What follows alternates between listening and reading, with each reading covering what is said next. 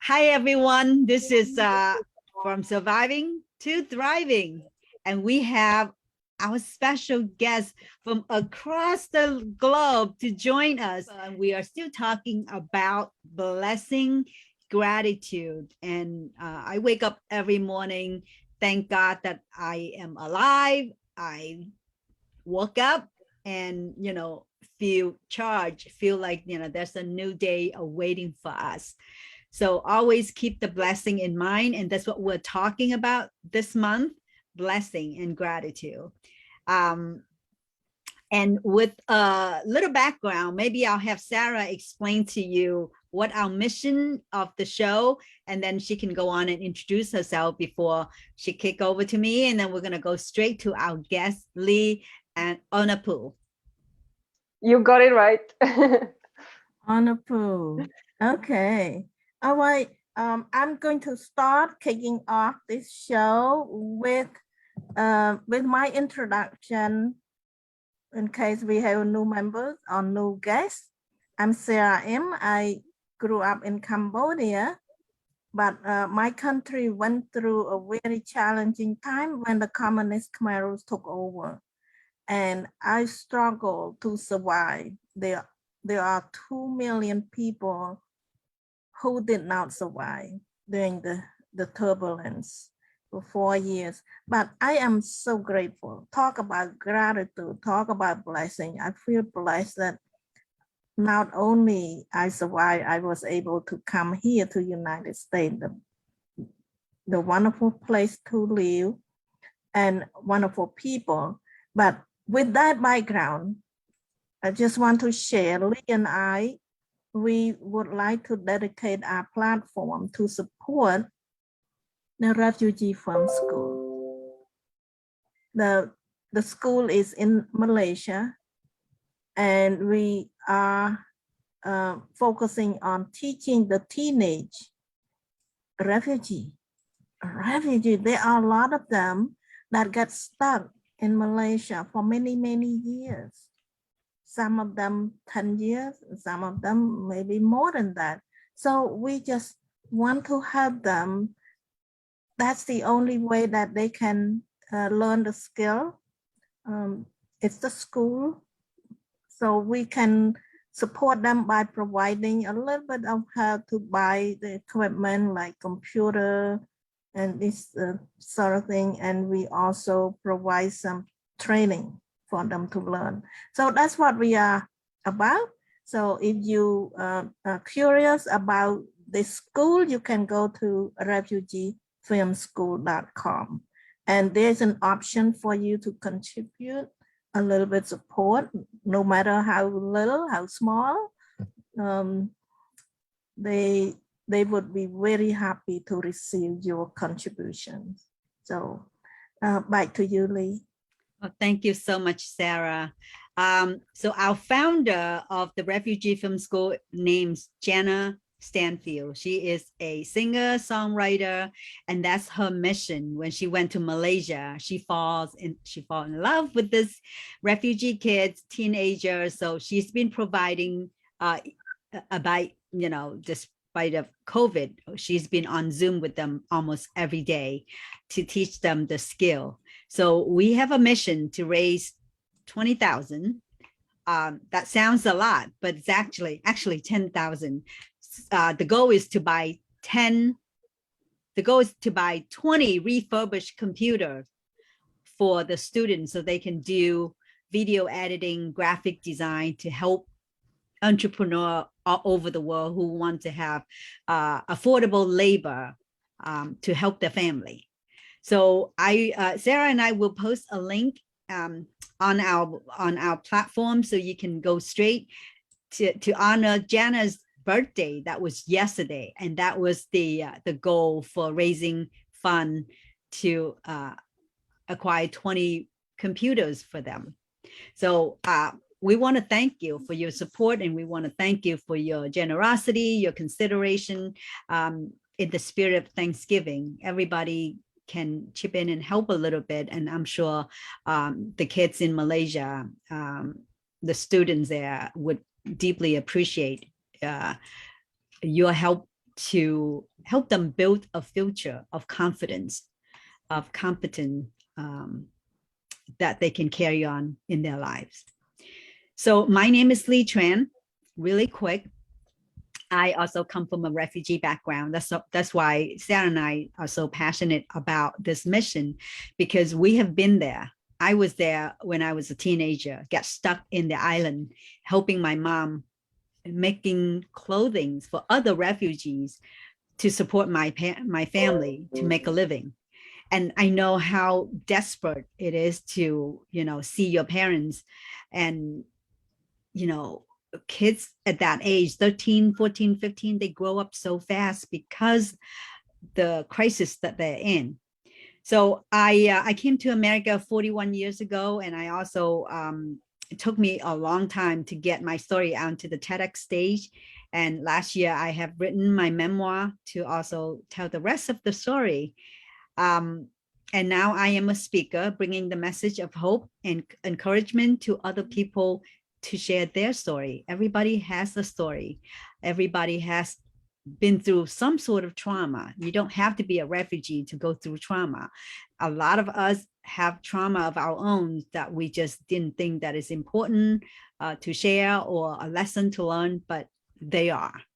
So our platform, A Thriving Conversation from Surviving to Thriving, is the purpose of helping people share their wonderful thriving story, whatever difficulty they conquered, they overcome.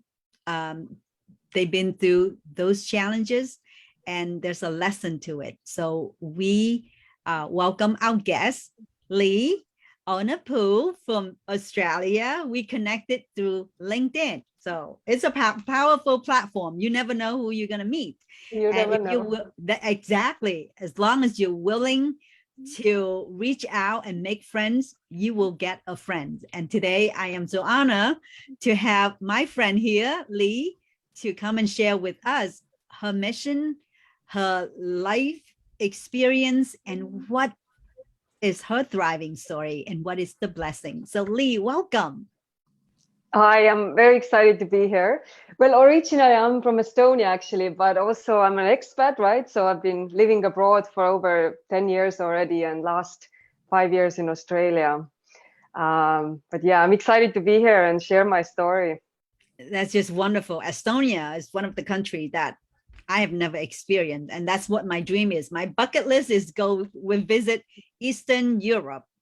Yeah, it's beautiful there. Right. So I can't wait to hear. So will you grow up? What era did you grow up? It's the country's already prospering, and you were able to do whatever you would like in life, or how did you get out, and why did you become an expat floating into question. Australia? I'm still trying to put it together myself, but I was born 86, so it was still part of the Soviet Union.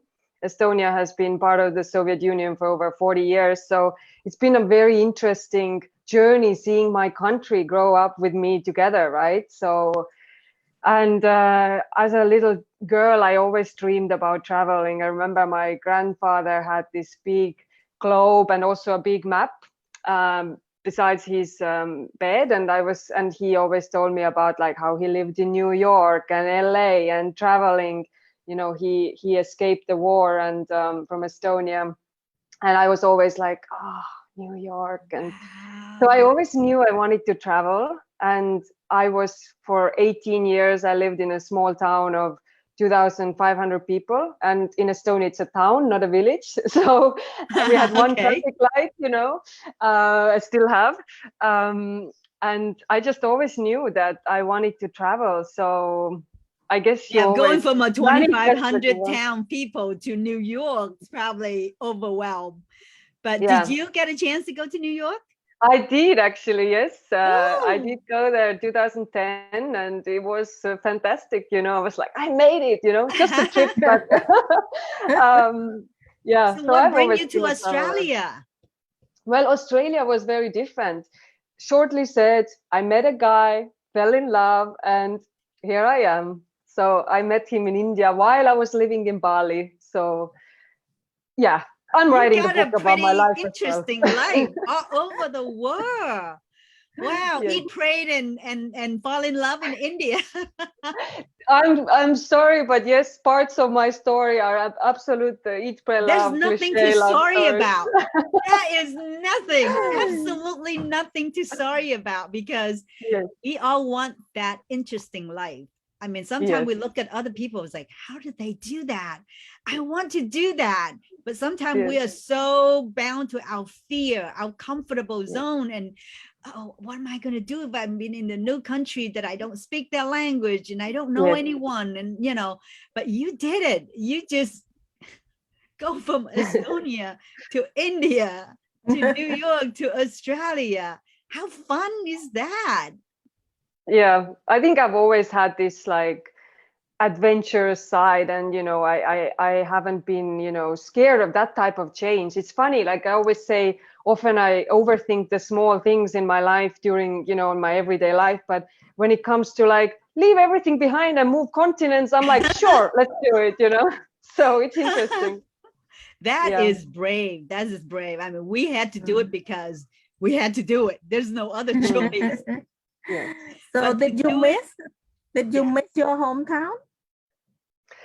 Yes, I think definitely. It's always this weird, feeling when I'm there. Like there's often like I feel like, oh, I want to move back. But then when I'm away, you kind of forget about it. But of course, there are things that you'll never forget. Like you'll always miss, because it's still, yes, Australia is home, but Estonia is also home in other ways. So it's always that interesting balance of like, where is my home? I used to have this quote written down that home is where the heart is, right? That's right. Because That's what I want to say. part of my story Yes. has always been about searching for that, like, where do I feel like home? And I think it's not a place really, so It's where, home is not a this place. little beating heart is. Yeah, Yeah. So absolutely. you've still got family back in Estonia. Do you have Yes. any family members that move with you to Australia? They are all in Estonia. Yes. Yeah. Well, it's even just nostalgic, even just saying the name, isn't it? Yeah. And now it's been almost 3 years since I was there last time. So that's the longest I've been away. But I mean, you ladies, I'm not going to even, you haven't been Yeah, back so it's completely different, I can't I have to compare that. confess, I'm still not back to Vietnam just yet, because I Yes. didn't want to go by myself. Yes. I want to go with my family, my husband and my son, and it's really hard to incorporate all different schedule together. So we still have not make it yet happen. But I think Sarah did go back to Cambodia. Yeah, I did 6 years ago. I went back. How does that feel? After 35 years away from home, went back. It's so strange. I have a mixed feeling. I love, and the best thing is the people. It's my family, my cousin, my aunts, my dad. So that's the best part. Yeah, I'm sure everything else is changes, like, Oh, I don't yeah. even think I could recognize, my mom went back and she took picture and I was like, what is this street? I mean, our home is not even our home anymore, because, Right. everything changed. So it is similar. It is there, but it's not there. It's all in your memories. It's just like, whatever you have, treasure it, because you can always take it out and mesmerize it, but don't expect to go back to the very same scenery. But so tell us a little bit about your professional story. How did you evolve, and what made you go around the world? Yes, my professional story is like, well, it started, I guess, when I was 14, and I decided that I wanted to become a journalist. So I knew from a very early age that, I'm a writer, I'm a journalist. So I was really going for that. I became a published journalist when I was 16 and went to the university, and I was just like, after the first year of the master studies, I realized that I kind of had this crisis where I'm like, is this it? Is this what I really want to be doing? And then life actually brought me to a personal development space. So I started working in personal development space and in online marketing. So it's been now for 9 years, I think almost 9 years I've been doing it. And of course, this personal development journey led me to also kind of look at my own limitations and the stories and fears and all of that. And then I became a coach as well, because you see the change in you, you just want to share it with others. But now I'm mainly focusing on working with coaches and companies in the personal development space, and I help them exactly with their branding. It's really marketing consulting that I do. But I still write, of course, that is my biggest passion. So I'm also writing my first book, also my memoir. So Nice. hopefully we'll be ready soon. Yeah. Absolutely beautiful. I think everyone has a story. I mean, published or not published, it's just very therapeutic when you're able to just let go everything in your life into those words. And sometimes a pen is really powerful. Absolutely. Not just for yourself, but being a journalist, you can actually help other people amplify their own story, their own struggle, and their own overcoming the victory, and inspire others to do the same thing. So yeah, my niece is a journalist, and she's going reporting all day, you know, asking questions, and I think that is, I mean, it's not for me, but if my next life, I would love to try that, because I think that's very empowering to be able to experience so many people's story and make it known for other people. But, and I think for me, the most fascinating part of it has been exactly writing and sharing the stories, right?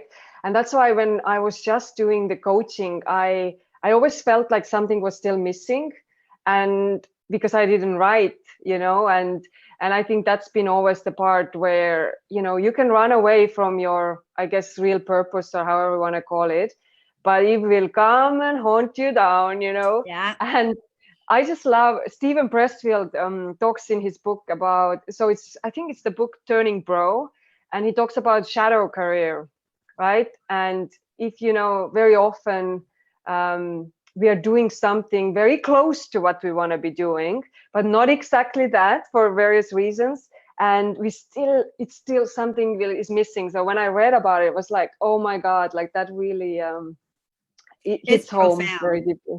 Yeah. What I like over here is you're constantly looking for not a solution, but way to explain why we did what we did, and why the human behavior are so fascinating. They're just, you know, there's so you can go as deep as you want or as shallow as you want, but it doesn't matter. It's still very interesting. And I love the word transformation, because that's what I have for my own coaching as well. I think, you know, transformation is what the outcome we want to see, right? You're going from a little grub to a butterfly, you know, it's a painful process, but it's a beautiful process when it's done, and it's free. You can just fly anywhere you want. Yeah, you have people change their life. That's what the coach is for. So it's a very rewarding when you see people make the change. So what is Ruby Factor? That is the name that, you know, you have on your website. Is there a story to it? It's so funny that you mention it, because I have to tell you, Ruby Factor is really about, you know, if you think about the gemstone ruby, right? It's really like, it's about the power, it's about the passion, it's about standing out, right? And I feel I'm very passionate about, in general, about, I think we hide a lot, right? Whether it's like we women hide often behind our stories or masks or whatever. So it's really about kind of taking a stand and being more visible. So in my business as a marketing coach and consultant, that's what I help people do, right? Like, how can they become more visible? But I feel it's actually, it's so much deeper than that. Like it goes, you know, I feel like, especially because I work in personal development space, and coaches are their personal brands, right? So it's really about, the more you embody your own story, your own personal story, the more you will also stand out in your business. So I think it's very much connected. But I've got to tell you, I had the name first, and then I was like, that's what Ruby Factor is about. It's just like finding that special X factor of yours. Or maybe it's more, you know, peeling the layers, and then it's always there. We don't have to go looking for it somewhere, right? Yeah. So yeah, I wish I have to come up with something more fascinating. That is beautiful. I want to validate you. I want to validate you with a story. I was a chemistry major in college, and I have Dr. Shupak, my inorganic teacher, professor at school. He always say, diamond is overrated. If I were a girl, I would ask for a ruby for an engagement ring instead of a diamond. And I love that. He addressed how much more valuable as a ruby. And you know, that's why when I read your Ruby Factor, and it bring back Dr. Shupak. And he always say that, you know, diamond just overrated, because like you said, it's not standing out. Everybody has a diamond. I love that. I love, thank you. I'm gonna use your story in my business and marketing. Yes. And Yes. I remember he kept saying it. If I were a girl, I would ask for a ruby instead of a diamond. I was like, I don't know about that. Is ruby more expensive? Yeah, sometimes we put in the price. The price is not what the value of the gem, right? It's whatever you are. And the red ruby is absolutely stunning and beautiful. So I love the story, and it definitely bring me back to my chemistry classroom where Dr. Shupak, one of my very influential teacher, have said that, and I just love it. I used to wear a ruby ring. It's a very nice size of ruby on my ring, and I always get a lot of compliment. Because it stands out. Yeah. Everybody has a diamond, right? Not too many people wearing ruby. Right. That's a really good point. Yeah. So tell us, how do you, I mean, who are your clients? I mean, is it all over the world? Because you actually reaching out to me on LinkedIn, and I was like, wow, this person is so nice. And, you know, she's reaching out. So I mean, I just love it. And you got that friendly and very, you know, nice, approachable, a very friendly face. So it got me right away. I mean, many people reach out, but it doesn't mean that, you know, people will respond, but you did. So how is that your marketing strategy? Is that something successful for you? Yeah, so I work with people all over the world. And that's the thing, you know, just before COVID came, you know, I already was working online, you know, so it didn't change, luckily, my business in that way. And yeah, I mean, I always feel exactly world is my oyster, you know, and we have this beautiful thing called internet, and I have a laptop, you know, so my whole business is online. I do every now and then, I do have some clients that are in Sydney, so I meet up in person, but it's very rare, you know, mostly it's really people all around the world. So, and I feel, yes, so you know, when you say about business strategy, I think the number one business strategy for everyone, really, I think, is making connections. I believe making, you know, the best business strategy is exactly getting in front of your audience and connecting with them in a real way, in an authentic way. That's really what business is about, right? Yes, and with some people you have better relationships than with others, right? And it's in real life, right? So, and it's the same thing in your business. Those who you can connect with, you can make business with. So this is what I truly believe in. So, and it is definitely my superpower of connecting people. And yeah, I guess I'm a natural networker in some ways. I've realized that, you know, I love people. So yeah, it's very true. It is very true. I think, you know, marketing is all about relationship building. And if you don't have that Absolutely. relationship, you won't have that transaction. No, It's I pretty agree. much, yeah. It's pretty much about, you know, how much I trust Yeah. you, how much I like you, how Yeah. much I want to do business with you. So absolutely the best advice for marketing. So I saw that you do some retreat and different events. Do you still do that, or you stop it during the pandemic?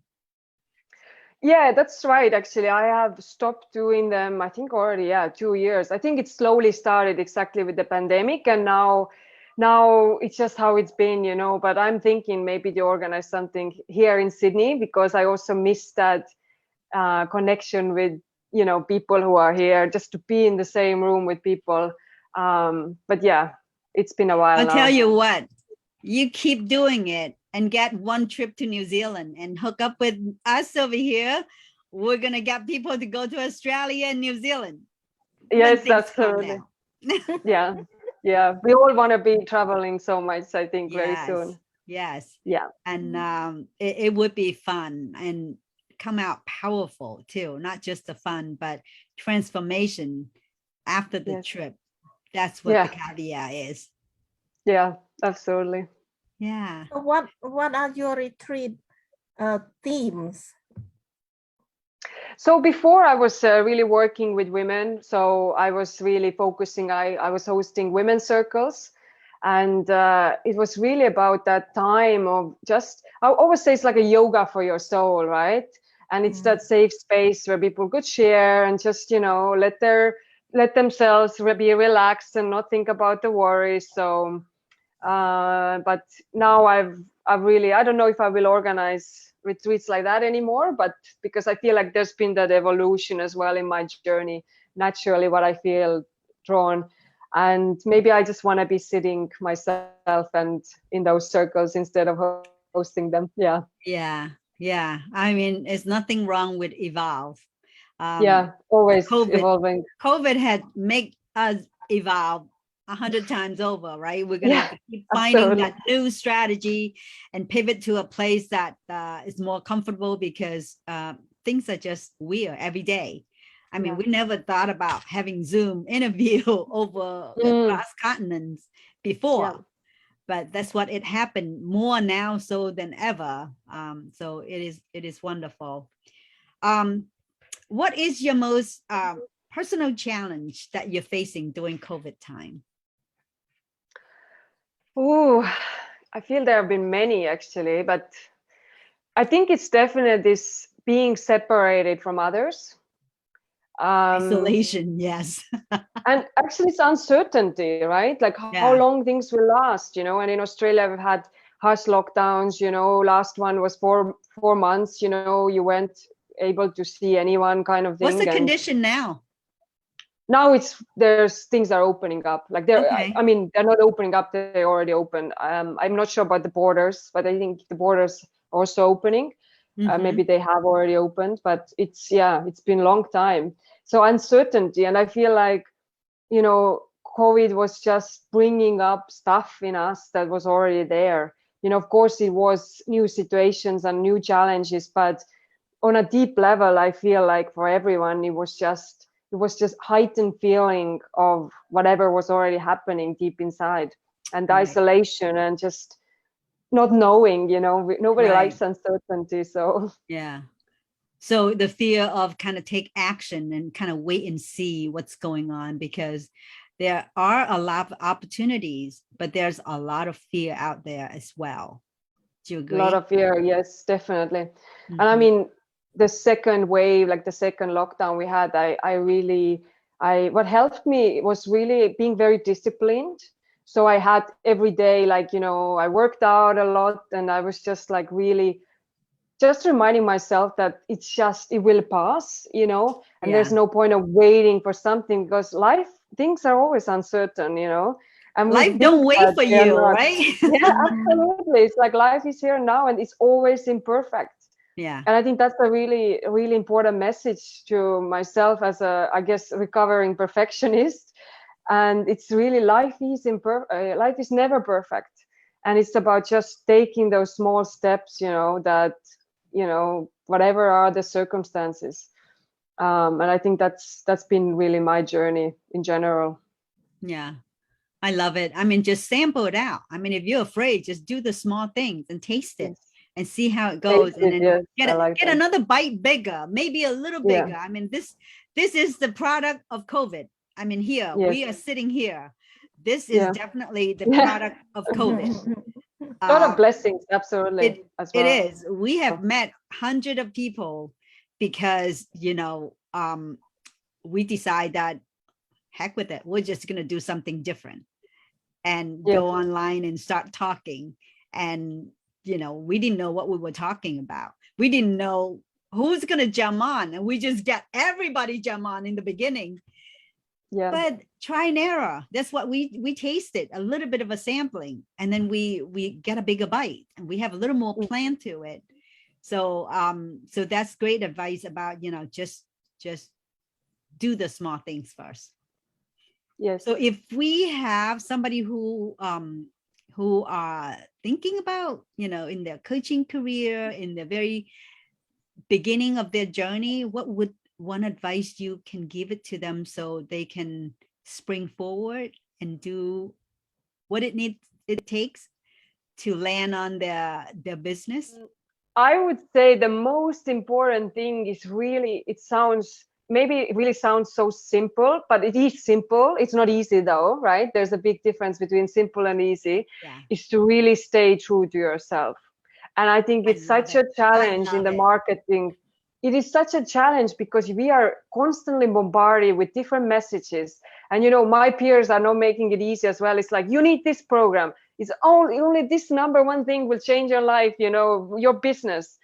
So there is no such thing. There are no quick fixes. Like, your success is a result of many different things. So just like be consistent in your, you know, with whatever you're doing, and just really stay true to yourself.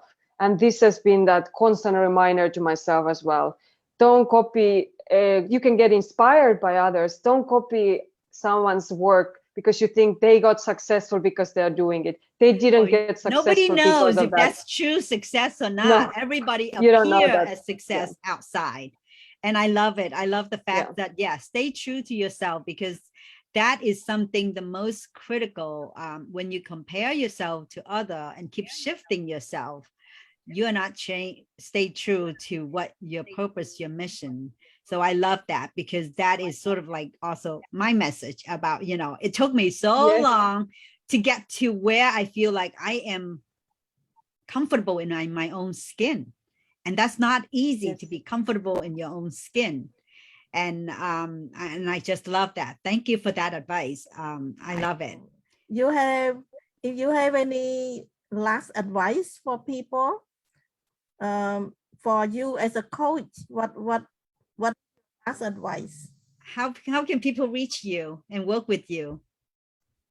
So I have two websites actually. So one is rubyfactor.com, and this is for the marketing services. And I still have my website up and running, which is about transformational coaching. And that's what people can read more about my story. So that's leaunapu.com, LYAUNAPU. And I'm also active on Instagram, so people can follow me there. And yeah. All right. We're looking forward to read your book. Do you have a projection date? Oh, I am trying to get the first draft ready this year. So I'm hoping next year I could share it with people already. Awesome. Yeah. Well, we'd love Feels to have exciting you back. to say it out loud. Yeah. We'll love to have you back when you have the book, and you can come back up and tell us a little bit about your memoir. Yeah, sure. We'll do that. Awesome. Well, thank you so much for spending your Friday morning with us. It was absolute pleasure. So thanks. We hope you have a wonderful weekend. So bye. Bye. Bye.